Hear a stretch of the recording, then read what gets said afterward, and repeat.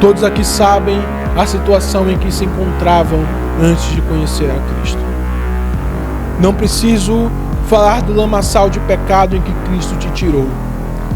Nós não estávamos para morrer, nós já estávamos mortos em nossos delitos e pecados. Não havia cura para a nossa doença, já não havia nenhuma salvação para nós.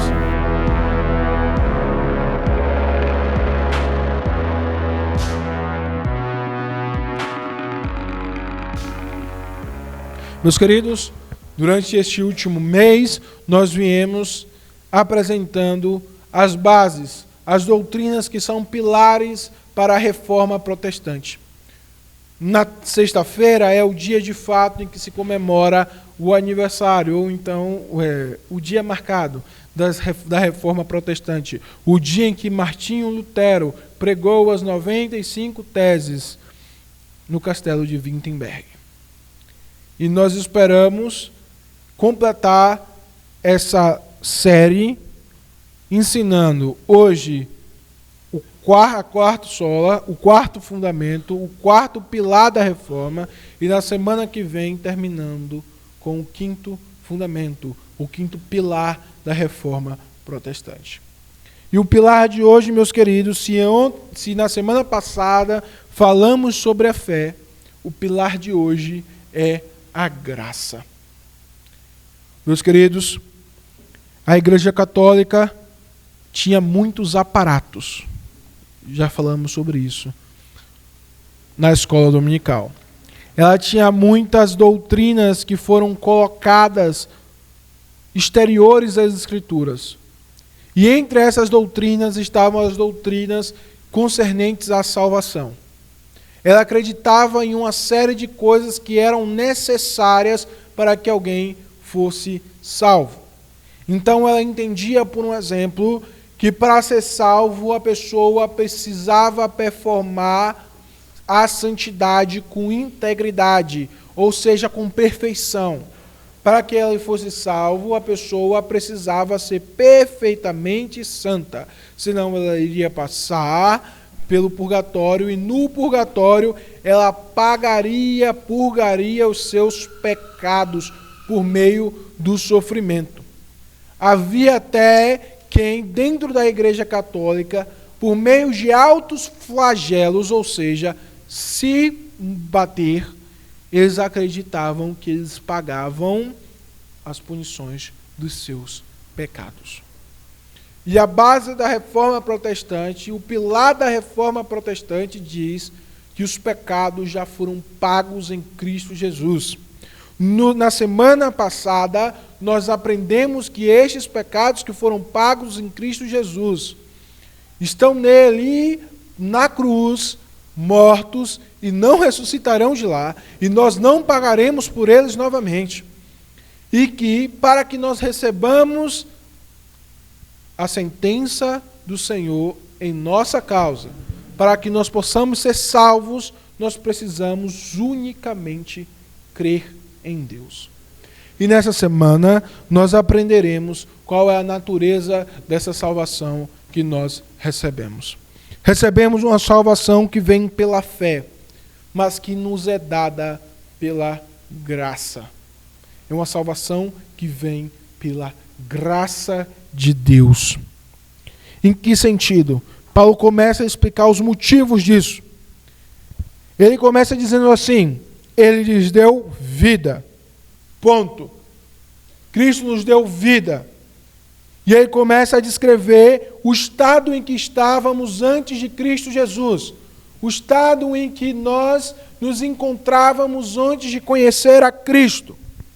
Ele diz assim: quando vocês estavam mortos em suas transgressões e pecados. Nós, meus queridos, de nenhuma forma éramos passíveis de salvação. Não havia cura para a nossa doença. Não era uma chaga que nos deixava semi-mortos. Não era uma enfermidade que nos colocava em situação de morte. Mas não, nós já estávamos acabados. Já não havia nenhuma salvação para nós.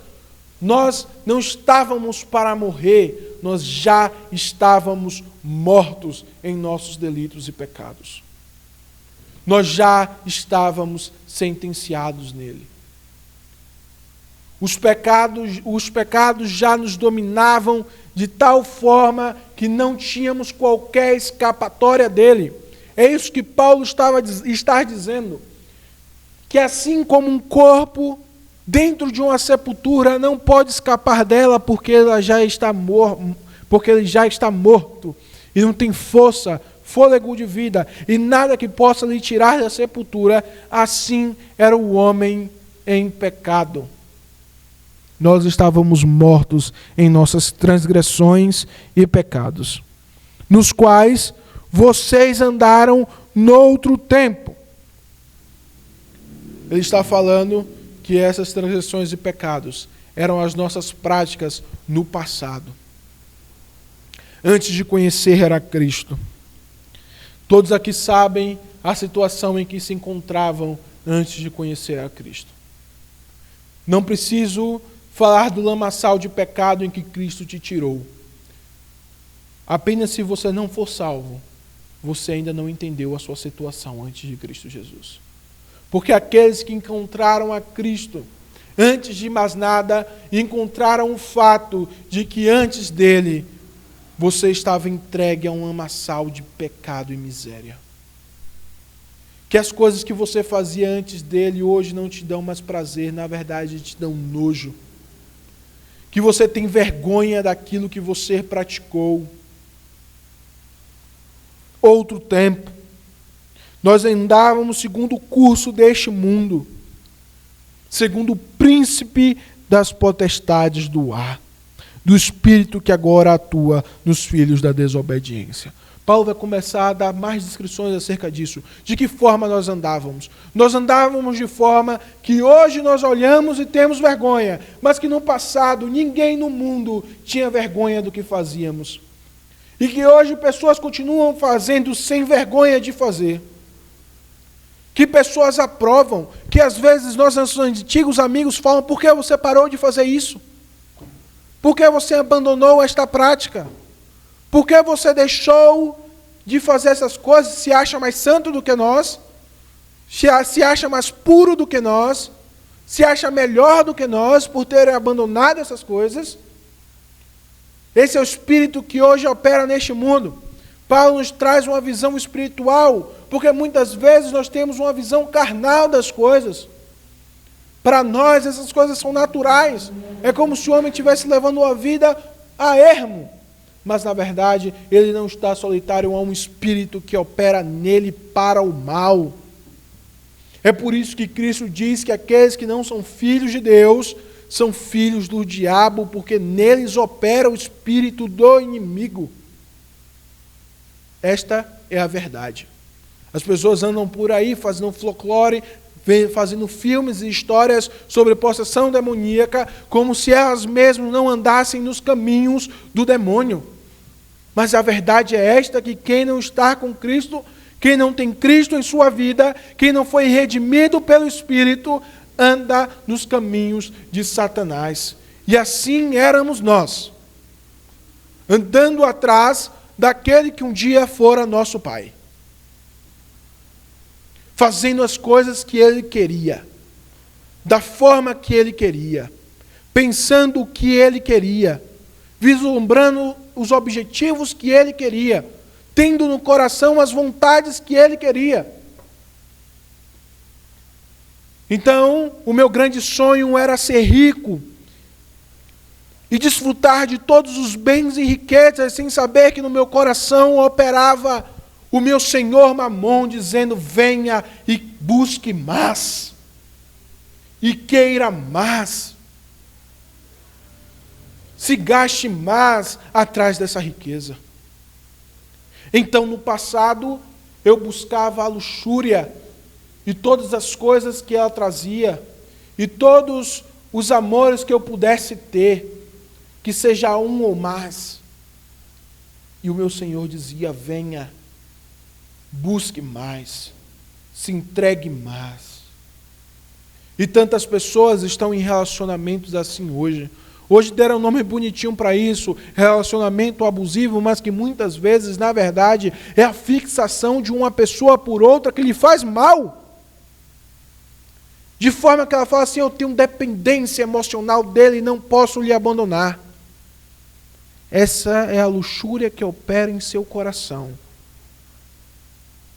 Lhe dizendo, venha e busque mais. Eu posso te satisfazer ainda. Venha, talvez você mude. Venha, ele ainda pode te dar alguma coisa. Venha. Esse é o espírito que agora opera nos filhos da desobediência. Olhamos para o mundo, e quando olharmos para o mundo, meus queridos, não podemos ver algo diferente do que fomos antes. Não podemos ver e olhar assim e dizer, eu sou melhor do que isso, não. Deveríamos ver, olhar e dizer, eu já fui assim. Meus pecados podem não ser tão vergonhosos para os homens, mas eu conheço eles melhor do que ninguém. Eu os vi e sei o que são, e são vergonhosos para mim, ainda que os homens não saibam. Ainda que na perspectiva do mundo eu tenha sido uma boa garota, um bom garoto, eu sei que eu não era tão bom assim. Ainda que na perspectiva do mundo eu tenha sido um bom homem ou uma mulher honesta, eu sei os meus pecados e sei que não sou tão bom e honesto assim. Paulo está falando sobre isso. Este espírito que hoje opera no mundo, que transforma o mundo em um lugar completamente pornográfico, como é a nossa sociedade, que transforma o mundo em um lugar onde se tem uma festa que cultua o corpo e a luxúria como carnaval, que transforma o mundo em um lugar como o Brasil, onde a corrupção por muitas vezes é ovacionada, onde dizemos lutar contra a corrupção, enquanto nós defendemos os nossos corruptos de estimação. Que transforma o mundo em um lugar violento como é a nossa cidade e tantas outras no nosso país, onde tantas pessoas morrem e são mortas por crimes organizados, por grupos de criminosos. E parece que isso já virou natural. É o normal. Em minha cidade, eu não sei como vocês fazem aqui, mas em minha cidade, por vezes, escondíamos os nossos aparelhos celulares, porque sabíamos que ao sair na rua, certamente era possível encontrar alguém que nos assaltasse. Então eu saía da escola e colocava o meu celular no lugar mais fundo que a minha mochila pudesse ter, para que ninguém pudesse achá-lo. O mundo em que vivemos é assim. E não deveríamos nos escandalizar como se não fizéssemos parte dele, mas deveríamos olhar para trás e falar, eu já fui assim. Eu já andei nestes caminhos. Eu já fiz estas coisas. Paulo está falando sobre isso. Porque quando ele fala sobre as coisas que nós fizemos antes, quando ele diz, entre eles também nós todos andávamos no passado, segundo as inclinações da nossa carne, fazendo a vontade da carne e dos pensamentos, e éramos por natureza filhos da ira, como também os demais. Agora eu compreendo quem eu sou. Eu era um filho do Satanás, eu fazia aquilo que ele queria, mas no final de tudo, eu era um filho da ira. Eu era alguém que estava aguardando apenas o momento em que Cristo viria e daria cabo de todas as coisas, onde eu seria condenado para o meu destino eterno, tão merecido, o inferno.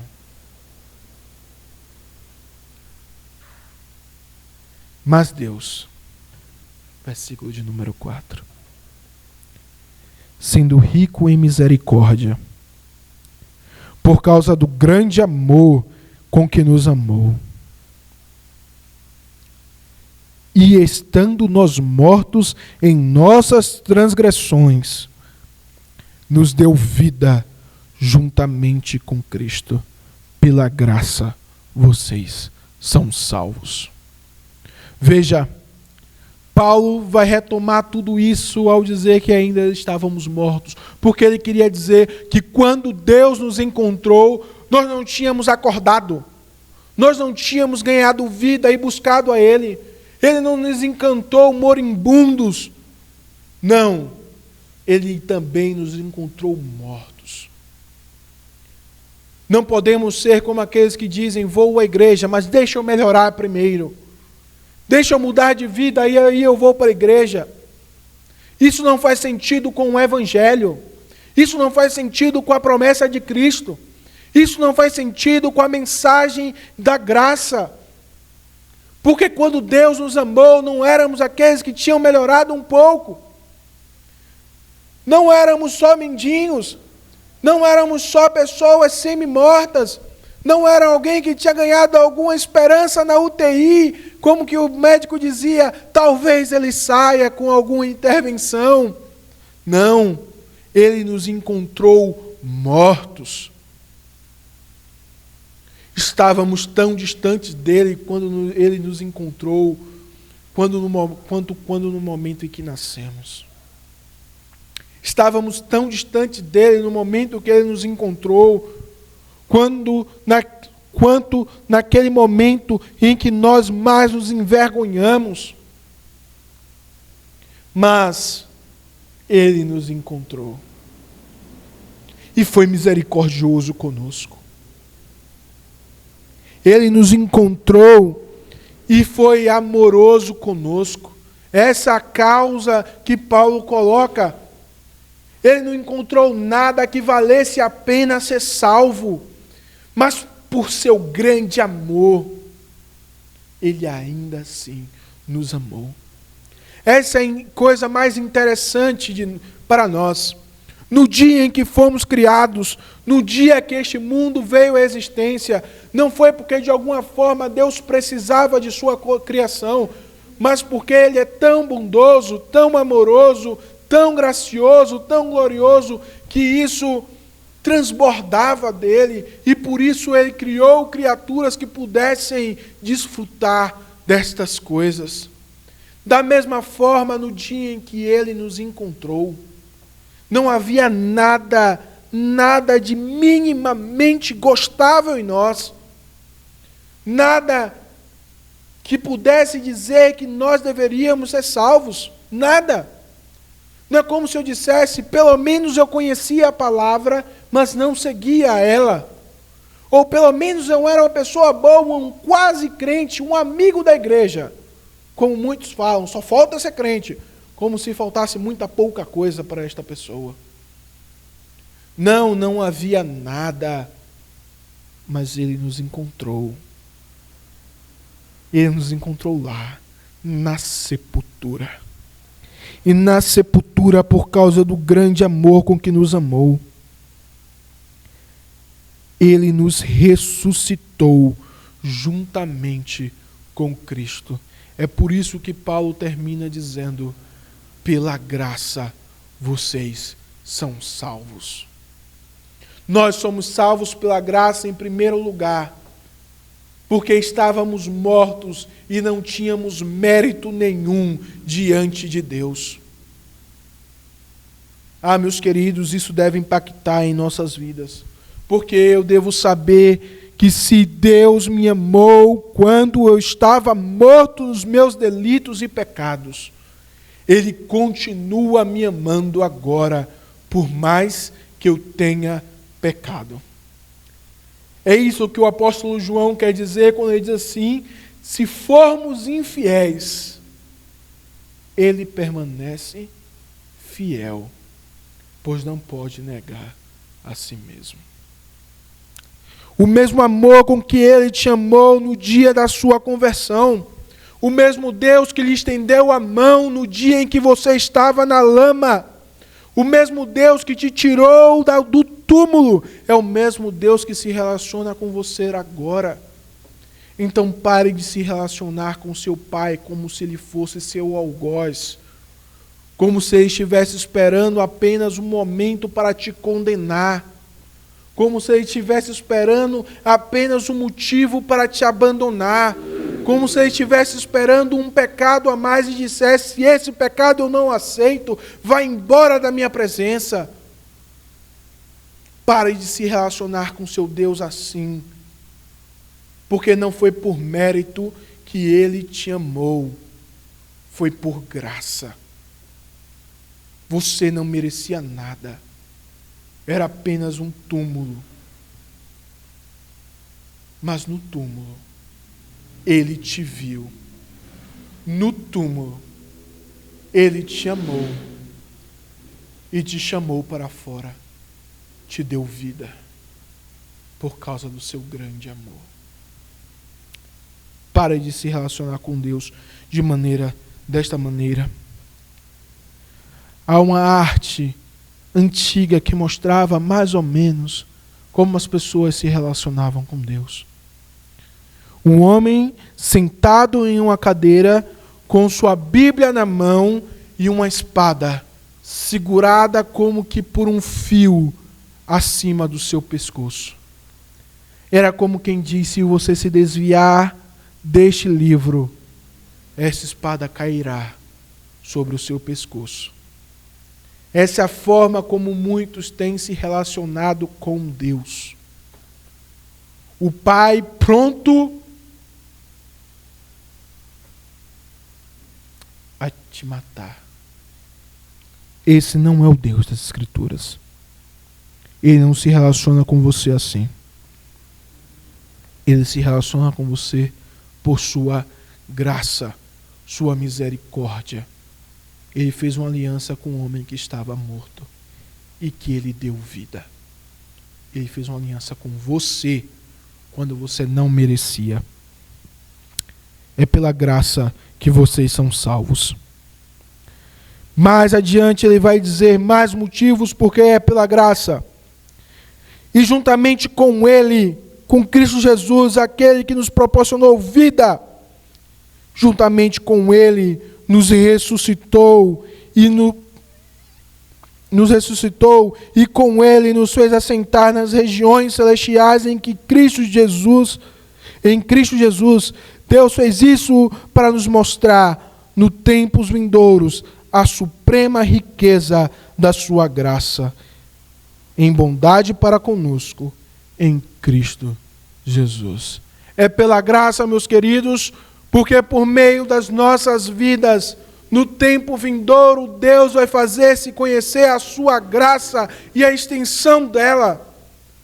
Porque aqueles que, como nós, nasceram sem nenhuma nobreza, sem nenhum valor para essa sociedade contemporânea, sem nada que pudesse nem espiritualmente nos fazer ser recebidos por Deus, nem pessoalmente tínhamos qualquer coisa que agradasse aos homens.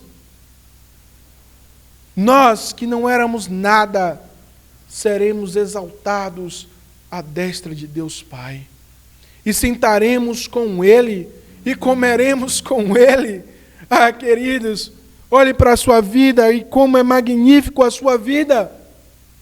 Porque talvez você nunca tenha sentado com um governante de sua cidade, nunca tenha comido com seu prefeito, nunca tenha almoçado com seu governador e nem conhecido o presidente do seu país, nenhum deles, nenhum dos homens, dos governantes desse mundo.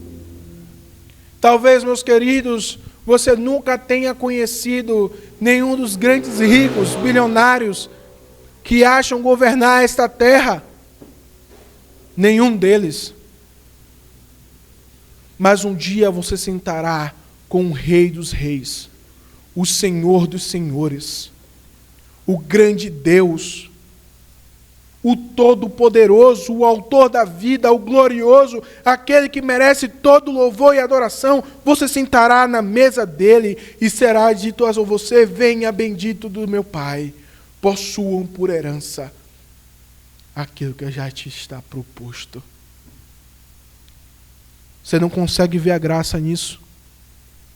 Você não consegue ver a graça em um Deus que dos pequenos fazem grandes? em um Deus que faz aqueles que não mereciam nada, seus próprios filhos, herdeiros de sua terra, em um Deus para um povo que não merecia nem mesmo as comidas, a sua roupa, a sua vida, de um povo que Paulo estava dizendo até outro momento estava morto, um povo que estava condenado, um povo que era filho da ira, agora está certo de ter uma herança com Deus Pai Todo-Poderoso, uma herança com o glorioso da terra, uma herança que é assentar ao seu lado, conviver com Ele, comer com Ele, aproveitar e gozá-lo para sempre. Você não consegue ver a glória e a graça do Senhor nisso, porque é isso que o Senhor está querendo dizer com toda a história da humanidade. É como se Ele dissesse: vejam, minhas criaturas, a grandeza da minha graça para com vocês. Somos salvos pela graça, porque por fim, esta glória é de Deus. Essa glória é de Deus. É por isso que Paulo vai completar: não por obras, para que ninguém se glorie. No dia do Senhor, quando entrarmos em sua presença, não irá ter ninguém que dirá: eu vim aqui pelos meus próprios méritos. Eu subi ao céu como alguém que sobe uma montanha.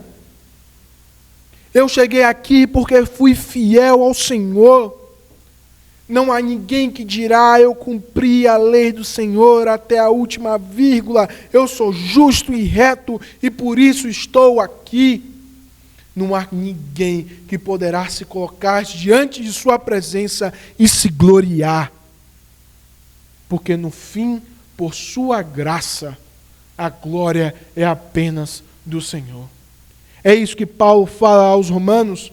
Deus encerrou todos no pecado, para que Ele fosse misericordioso para com todos.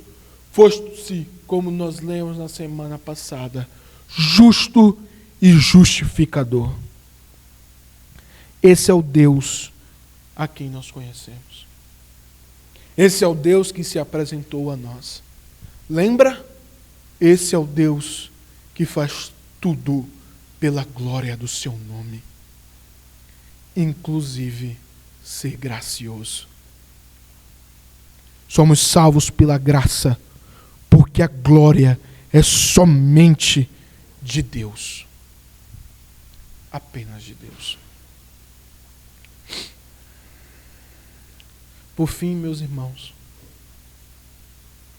somos salvos pela graça,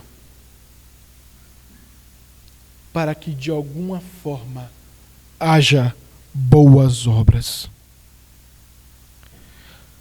O erro da Igreja Católica e de muitos irmãos hoje é achar que as boas obras de alguma forma complementam a graça de Cristo. É como se Cristo fosse aquele que abre a porta e diz: entrem por ela, podem vir, venham mortos, se levantem com suas próprias pernas e entrem por essa porta. Venham. Ah, meus queridos, não faz o menor sentido. Como mortos passarão por uma porta, sem alguém para ressuscitá-lo, sem alguém para tomá-lo pela mão, tirá-lo do seu túmulo. Meus queridos, a graça não é o começo do Evangelho. O Evangelho não começa com graça e nem termina com ela. O Evangelho como um todo é a graça de Deus. Esse é o resumo de todo o Evangelho. E se de algum jeito nós podemos andar em boas obras, sem o jugo do nosso antigo senhor que era o pecado, sem andarmos escravizados pelo aquele espírito maldito, condenado, que é Satanás. Se nós podemos fazer isso hoje, é graça. É isso que o apóstolo Paulo vai dizer no final. não de obras para que ninguém se glorie, pois somos feituras dele, criados em Cristo Jesus para as boas obras, as quais de antemão preparou para que andássemos nela. Meus queridos, nós fomos criados desde a eternidade. Nós fomos criados, em primeiro lugar, em Adão. Quando Deus fez da terra um homem bom, justo, verdadeiro, reto, disposto a todas as coisas boas, mas um homem que pecou e deturpou a imagem do Senhor. Mas agora Paulo usa a mesma linguagem de Moisés para dizer que no Evangelho, ao conhecermos a Cristo, a sermos aceitos por Ele, a sermos encontrados por Ele e ressuscitados por Ele, Deus agora faz uma nova criação. Não em Adão, mas em Cristo. E agora em Cristo nós fomos criados para boas obras, ainda melhores do que a do antigo Adão, ainda mais perfeitas do que a do antigo Adão. Costumo falar, por um exemplo, se nós olharmos para os mandamentos e para a lei moral que dizia: ame uns aos outros como a si mesmos. Nós olhamos agora para a lei do Evangelho que diz: ame uns aos outros como eu vos amei. E agora entendemos que fomos criados em Cristo para um estado que supera o estado inicial. Não precisamos pensar e sonhar em voltar ao Éden e dizer: me leva de volta ao Éden. Não, agora nós olhamos para frente e dizemos: Senhor, me leva em direção a Jerusalém espiritual, que irá descer no novo céu e na nova terra, em Cristo Jesus, o meu Senhor. A cidade santa, adornada, a noiva perfeita do Senhor, é ela que eu almejo, não voltar ao Éden, mas a ela. Por isso eu fui criado para obras melhores, porque o meu estado será melhor do que o primeiro. Cristo Jesus me criou para coisas maiores. Cristo Jesus nos criou para isso. Cristo Jesus nos habilitou com o seu próprio Espírito para que nós fizéssemos obras melhores. Se Adão foi incumbido de cuidar da natureza, nós temos que ser mais. Se Adão foi incumbido de cuidar da natureza, nós temos que cuidar melhor. Porque nós buscamos essa natureza que será restaurada. Se Adão foi incumbido de amar ao seu próximo como a si mesmo, como a mulher que é carne da sua carne e osso dos seus ossos, nós temos que amar uns aos outros como Cristo nos amou. Sacrificarmos cada vez mais a nós mesmos pelos nossos irmãos, por aqueles que são amados por Cristo. Isso por muitas vezes não é o discurso dessa sociedade, não é o discurso que você encontra nem mesmo nos psicólogos que dizem: se priorize a você, ame a você, tenha amor próprio, cuide de você primeiro. Não é isso que temos escutado? Esse não é o tema do mundo, não é o discurso do mundo, pois Cristo tem um discurso maior. Ame ao outro, se doe ao outro, pense no outro, antes de você. Ele te preparou para estas boas obras. Você foi criado para isso. Essa é a verdadeira santidade no Senhor. Essa é a verdadeira piedade no Senhor. É a piedade que não busca a salvação pessoal. É a piedade que não está preocupada só com sua vida espiritual. É a piedade de quem não está como monges escondidos em monastérios, se preocupando em se separar do mundo para que possa viver em santidade. Essa não é a piedade verdadeira. A piedade verdadeira é daqueles que buscam no mundo o amor de Cristo, pregando o Evangelho a toda criatura. que no mundo anunciam a graça do seu Salvador, pregando a toda criatura a um tempo aceitável, e este é hoje.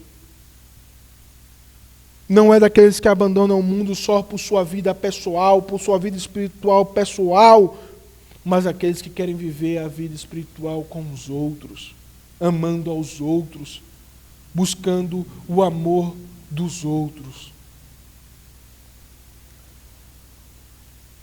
Fomos criados em Cristo, não mais em Adão. Em Cristo, para boas obras. Boas obras essas que o Senhor preparou desde a eternidade para que nós andássemos nelas. Deus preparou o caminho de Jesus Cristo, o caminho que Ele voltará. Ele preparou a história da nossa igreja, desta igreja, da igreja de Cristo, desde a eternidade. E agora, no tempo, Ele nos encontrou, Ele nos ressuscitou, Ele nos deu vida, Ele nos garantiu vida eterna e um lugar ao seu lado em Cristo Jesus. E neste tempo, Ele nos comissionou, nos alistou em seu exército para que nós cumpríssemos a sua vontade. Isso é graça. Irmãos, não mudem a perspectiva da realidade. Vejo muitos dos meus colegas, infelizmente, mudando. Infelizmente, no nosso coração nós mudamos. Porque muitas vezes, como quem trabalha na igreja, e que o seu trabalho é servir ao Senhor no templo, servir ao Senhor no meio dos irmãos, servir ao Senhor pregando o Evangelho, por muitas vezes há um cansaço e uma justiça pessoal que se eleva e diz: olha o quanto que eu tenho trabalhado, fazer isso é muito difícil, olha o sacrifício que eu tenho feito. Talvez, como Pedro, dizemos: abandonamos nossas casas por amor a Ti. E aí nós temos que ser lembrados que só se formos chamados para serem ministros da Sua palavra, da palavra de Deus, se formos chamados para ser ministros dEle, é por graça, porque Ele não precisava de nós. Da mesma forma, queridos, não leve as coisas do Senhor de maneira pesada a ti. Deus não ama, lembra? Deus não gosta de quem entrega com dor, mas ama aquele que entrega com alegria, porque as coisas do Senhor não devem ser pesadas a nós. Devemos lembrar que se servimos a igreja do Senhor, se fazemos as coisas que concernem ao Espírito do Senhor, se fazemos estas boas obras, se pregamos o Evangelho, se cumprimos a lei de Deus, se nós vimos para o culto, para a igreja, se servimos aos nossos irmãos, se temos o que ter para doar a outro, é porque o Senhor é gracioso conosco. Você já parou para pensar nisso?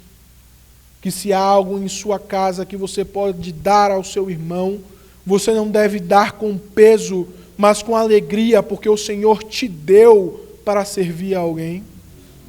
Porque o Senhor foi gracioso para com você. Se no domingo você tem a oportunidade de vir à igreja, você não deve fazer isso com peso, mas dizer: graças a Deus, que Deus me deu as condições necessárias de saúde, de vitalidade, de vontade de vir à igreja, adorá-lo, santificá-lo, exaltar o seu nome. Se eu luto contra o meu pecado, e essa luta é muitas vezes dolorosa, são feridas porque é uma guerra, e na guerra nós não saímos ilesos. Se eu faço isso, eu não deveria fazer com peso, mas dizer ao Senhor: Senhor, eu te agradeço, porque o Senhor me dá condições de lutar contra o meu pecado. Porque sem o Senhor nem conheceria Ele, sem o Senhor não saberia estas coisas, mas o Senhor é gracioso para conosco. Então, meus irmãos, concluindo, nós somos salvos pela graça, porque não tínhamos méritos nenhum e estávamos mortos, e Deus nos salvou. Nós somos salvos pela graça, porque Ele transformou o nosso estado humilde em glória e nos fez ser seus filhos em Jesus Cristo. E nós somos salvos pela graça, porque Deus, em seu amor, nos preparou um caminho para andarmos nele, porque Ele foi amoroso conosco. Nunca esqueça isso, irmãos. Por vezes o diabo vai te tentar alegar a sua salvação, a sua capacidade, aos seus próprios méritos, tanto para o mal quanto para o bem. Quando você estiver bem para baixo nos seus pecados, que te ferem todos os dias, muitas vezes ele vai apontar para você e dizer: você não tem salvação, porque você é um pecador miserável. Você não tem nada para apresentar ao Senhor. Meus queridos, mas quando você estiver bem, sabe, quando a sua vida espiritual está lá em cima, você está feliz, você sente que você está operoso, sua vida espiritual estava como nunca, você lê a palavra de Deus como nunca. Quando você estiver assim, não deixe o diabo te tentar achar que você é santo demais, que você é bom demais. Não. Lembre-se que se você desfruta desses bons momentos, é porque o Senhor é gracioso com você. O Senhor é gracioso com você. Nós somos salvos somente pela graça. O Evangelho começa, termina, porque ele é graça e não outra coisa. A graça de Deus. É por ela que somos salvos. Vamos orar ao Senhor, agradecendo pelo amor com que Ele nos amou.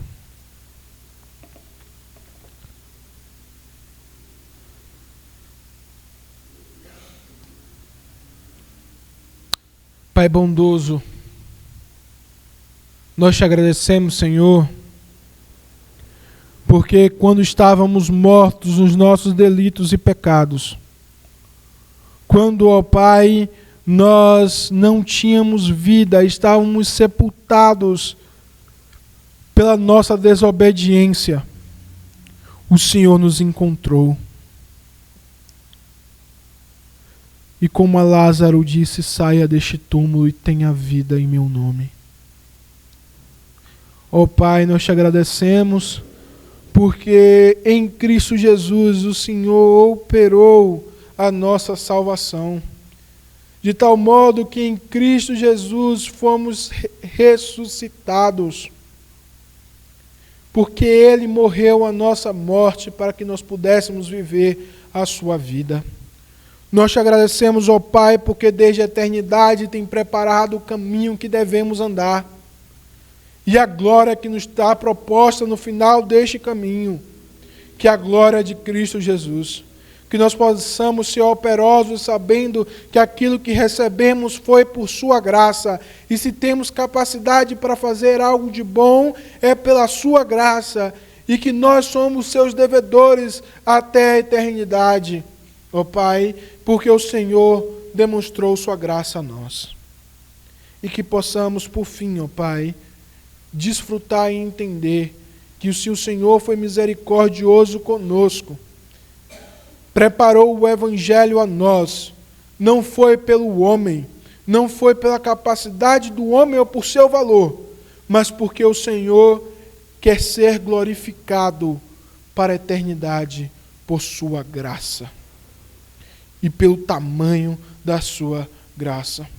Porque chegará o dia em que estaremos contigo, e contigo te louvaremos e te engrandeceremos, dizendo: Santo, Santo é o Senhor, que foi gracioso para conosco.